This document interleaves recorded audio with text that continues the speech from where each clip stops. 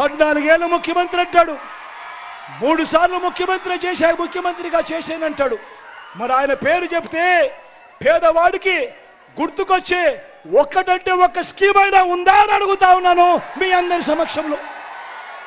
మరి ఇలాంటి వాడు 14 ఏళ్ళు ముఖ్యమంత్రిగా ఉన్నప్పుడు ఏ రోజు పేదవాడిని గురించి పట్టించుకున్న పుణ్యాన ఏ రోజు పోని ఈ వ్యక్తి ఈ రోజు మోసం చేసేందుకు రకరకాల డ్రామాలు ఆడుతూ ఉన్నాడు, రకరకాల అబద్ధాలు చెప్తా ఉన్నాడు.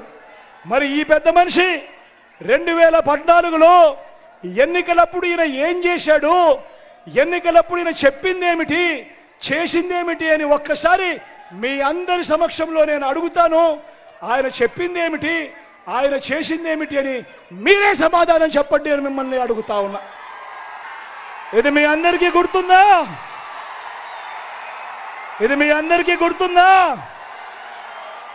అక్క, ఇదంతా మీ అందరికీ గుర్తుందా? ఇది గుర్తుందా అక్క? 2014లో ఇదే పెద్ద మనిషి చంద్రబాబు నాయుడు తాను స్వయంగా సంతకం పెట్టి కూటమిలో ఉన్న ఈ ముగ్గురితో కలిసి ఫోటోలు దిగి ఇదే కూటమి చంద్రబాబు సంతకంతో ముఖ్యమైన హామీలనంటూ ఈ పాంఫ్లెట్ మీ ప్రతి ఇంటికి పంపించాడు. 2014లో ఇదే జరిగింది. అప్పట్లో ఆ ఈనాడులో, ఆ ఈటీవీలో, ఆ ఏబిఎన్లో, ఆ టీవీ5లో అడ్వర్టైజ్మెంట్లతో ఊదరగొట్టారు.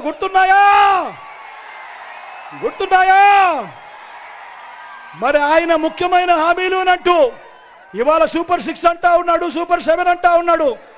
ఆ రోజుల్లో ముఖ్యమైన హామీలు అన్నాడు. మరి ఆయన 2014లో ముఖ్యమైన హామీలనంటూ ఆయన మీ ఇచ్చిన ఈ పాంఫ్లెట్లో, ఆయన చెప్పిన మేనిఫెస్టోలో, ఆయన ఇచ్చిన ఈ పాంఫ్లెట్లో ఇవన్నీ ఆయన చేశాడా లేదా నేను మిమ్మల్ని అడుగుతాను. మీరే సమాధానం చెప్పండి. రైతు రుణమాఫీపై మొదటి సంతకం చేస్తానన్నాడు. మరి 87,612 కోట్ల రూపాయల రుణాల మాఫీ జరిగిందా అని అడుగుతా ఉన్నాను మీ అందరితో కూడా. 2 చేతులు పైకి ఎత్తాలి. ఇలా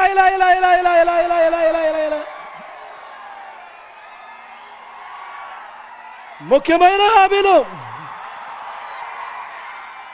రెండోది చదువుతాను, చదవమంటారా? పొదుపు సంఘాల రుణాలు రద్దు చేస్తామన్నారు. 14,205 కోట్ల రూపాయలు పొదుపు సంఘాల రుణాలు, ఒక్క రూపాయి అయినా జరిగిందా మాఫీ అని అడుగుతా ఉన్నాను మీ అందరితో కూడా. 2 చేతులు పైకెత్తాలి. ఇలా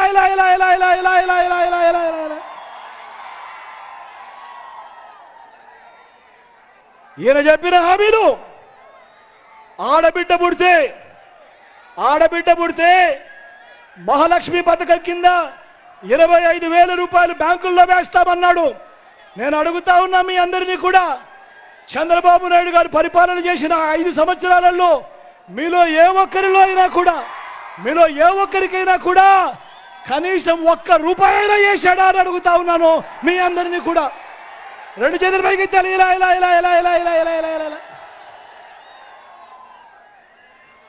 ముఖ్యమైన హామీలు, ఆయన చెప్పిన ముఖ్యమైన హామీలు, ఆయన సంతకం పెట్టి ఇచ్చిన ఈ పాంఫ్లెట్లో ముఖ్యమైన హామీలు అంటూ ఇచ్చిన ఈ హామీలలో ఇంటింటికి ఉద్యోగం ఇవ్వలేకపోతే 2,000 రూపాయలు నిరుద్యోగ భృతి అన్నాడు.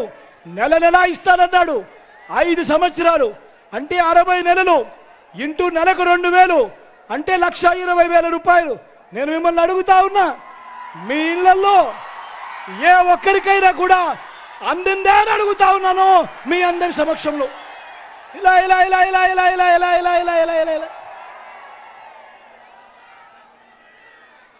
ముఖ్యమైన హామీలు చంద్రబాబు సంతకం పెట్టి మీ ప్రతి ఇంటికి 2014లో పంపించాడు. 2014 నుంచి 2019 ఆయన పరిపాలన సాగించాడు. నేను అడుగుతా ఉన్నా, 2014లో ముఖ్యమైన హామీలు అంటూ ఆయన మేనిఫెస్టోలో పెట్టి ఈ పాంఫ్లెట్లు మీ ప్రతి ఇంటికి పంపించాడు. ఇందులో ఉన్న మరో ముఖ్యమైన హామీ, అర్హులందరికీ 3 సెంట్ల స్థలం కట్టుకునేందుకు పక్కా ఇల్లు అన్నాడు. నేను అడుగుతా ఉన్నా, ఈడ ఇన్ని వేల మంది ఉన్నారు కదా, మీలో ఏ ఒక్కరికైనా కూడా ఒక్క షర్ట్ స్థలమైనా ఇచ్చాడా అని అడుగుతా ఉన్నాను మీ అందరినీ కూడా. ఇలా ఇలా ఇలా ఇలా ఇలా ఇలా ఇలా ఇలా ఇలా ఇలా ఇలా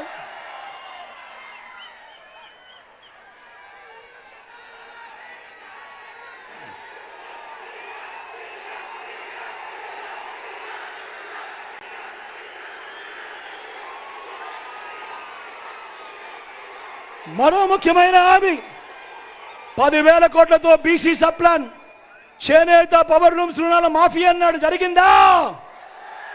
ఉమెన్ ప్రొటెక్షన్ ఫోర్స్ ఏర్పాటు చేస్తామన్నాడు, చేశాడా? సింగపూర్కు మించి అభివృద్ధి చేస్తామన్నాడు, జరిగిందా?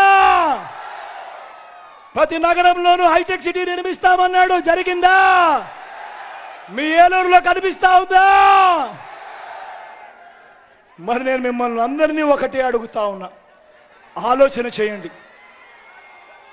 ఈ ముఖ్యమైన హామీలు అని అంటూ 2014లో చంద్రబాబు సంతకం పెట్టి మీ ప్రతి ఇంటికి పంపించిన ఈ పాంఫ్లెట్లో, ఇదే కూటమిలో ఉన్న ఈ ముగ్గురి ఫోటోలతో పంపించిన ఈ పాంఫ్లెట్లో నేను మిమ్మల్ని అందరినీ అడిగేది ఒకటే, ఇందులో చెప్పినేటివి ముఖ్యమైన హామీలంటూ మీకు పాంఫ్లెట్ ఇచ్చిన వాటిలో ఒక్కటంటే ఒక్కటైనా జరిగిందా అని అడుగుతా ఉన్నాను మీ అందరినీ.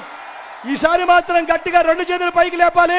ఇలా ఇలా ఇలా ఇలా ఇలా ఇలా ఇలా ఇలా ఇలా ఇలా ఇలా ఇలా ఇలా ఇలా ఇలా ఇలా.